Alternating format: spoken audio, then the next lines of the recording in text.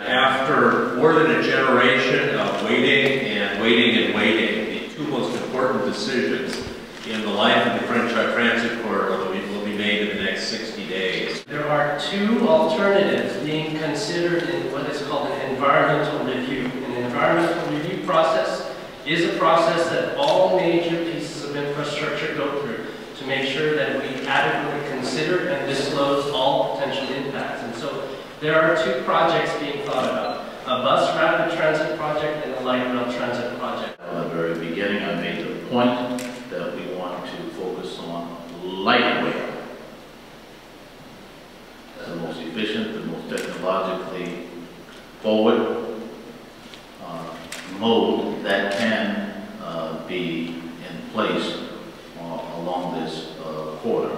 This is a critical project for the communities in the region in Southern California because of the importance to the Expo line, to the Green Line, and of course to LAX. Another key component of light rail alternative has through connections with the Green Line that connects to the South Bay. And so one could conceivably ride a train in the Crenshaw district and ride it directly to the South Bay. And so there will be direct service with the Green Line.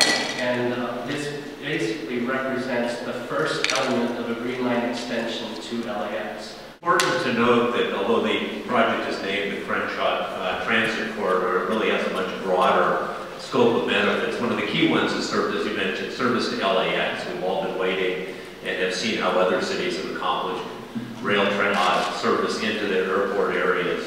This really does connect the Expo line in the West Los Angeles area with the airport. It's easily expandable to the north to pick up the Purple Line, the subway to the sea at the La Brea station, and conceivably without much difficulty in the future could go all the way up La Brea and connect to the Hollywood Highland station and the Red Line. For the first time, we would have a comprehensive north-south transit alternative on the west side of the city, relieving congestion on the notoriously congested 405 freeway.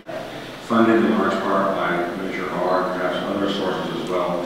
This project is feasible. Right now we're looking at the alternatives, as the supervisor said. In the next several months, the board will make a decision as to what the locally preferred alternative would be. That is, a BRT line or a light rail line. You understand the difference between bus and light rail.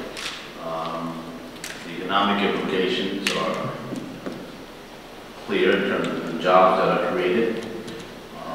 It should be appreciated that if you want the quality of life issues to be elevated, you don't reach down, you reach up.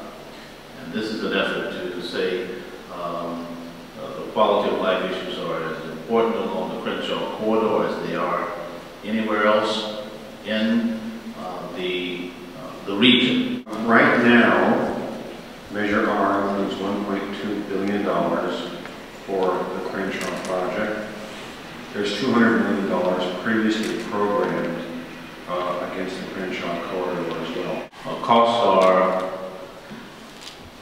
critical, and it is not as if there's an inexhaustible supply of money. Resources are scarce, and so your question is quite directly related to the previous two questions. That's why communities need to weigh in. In other words, if there is no voice that's raised, the assumption that decision makers will often make is that that community is not being attentive or frankly does not care what happens. And it's well beyond the point in time where issues related to transit, transportation, mobility are issues that are off the table of communities such as those that align Crenshaw Boulevard.